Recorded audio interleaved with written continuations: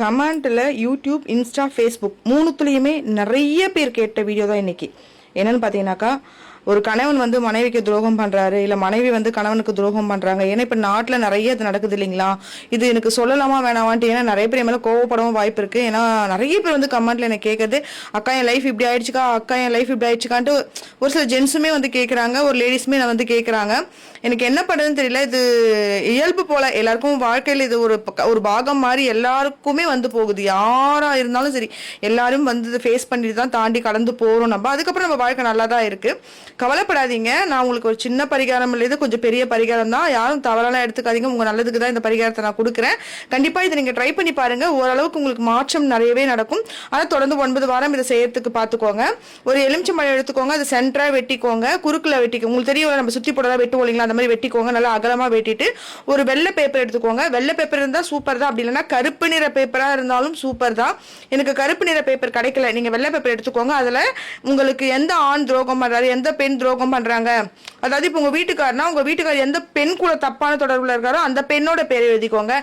இல்லைன்னா ஜென்ஸா இருந்தீங்கன்னா உங்களுக்கு எந்த உங்க ஒய்ஃப் கூட யார் தப்பா இருக்காங்களோ அந்த ஆளோட பேரை எழுதிக்கோங்க. எழுதிட்டு பிரிய வேண்டும் சொல்லி பேப்பரில் எழுதிட்டு அதில் பார்த்தீங்கன்னாக்கா ஒரு ஸ்பூன் அளவுக்கு ஓமமும் 2 மிளகு வச்சுக்கோங்க. அதாவது 2 பேரை குறிக்கிறதுக்கான மிளகு வச்சிருங்க. வச்சுட்டு இந்த எலுமிச்சம்பழம் அர்த்தம் இல்லைங்களா, அதில் மடித்து அந்த ஓமமும் மிளகமும் அதில் எழுதிட்டு மடித்து அந்த எலுமிச்சம்பழத்தில் வச்சிருங்க.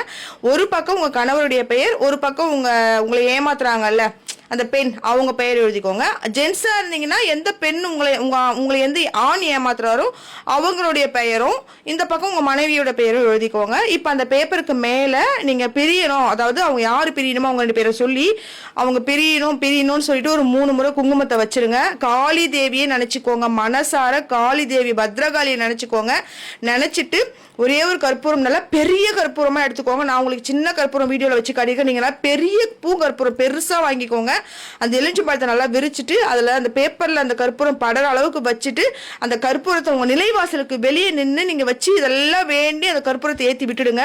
அந்த கற்பூரம் நல்லா எரிஞ்சு உள்ளே இருக்க பேப்பர் நல்லா மிளகு அந்த ஓமம் எல்லாமே எரிஞ்சு கருகிடும். எலுமிச்சம்பழமும் உங்களுக்கு மேலே நல்லா கருகிடும். அதை எடுத்துகிட்டு போய் கொட்டிட்டு நல்லா கை கால் முகம் எல்லாம் அலுமிண்டு நீங்கள் உள்ளே போங்க. இதை தொடர்ந்து 9 வாரம் செஞ்சு பாருங்கள். அதுக்கப்புறம் உங்களுக்கு நடக்க போகிற மாற்றத்தை மட்டும் நீங்களே என்கிட்ட சொல்லுவீங்க. இந்த பரிகாரம் சாதாரணமான பரிகாரம் கிடையாது, இது பத்ரகாளிக்கான பரிகாரம். கண்டிப்பாக நீங்கள் முயற்சி பண்ணிட்டு எனக்கு சொல்லுங்கள். உங்களுக்காக தான் ஷேர் பண்ணியிருக்கேன்.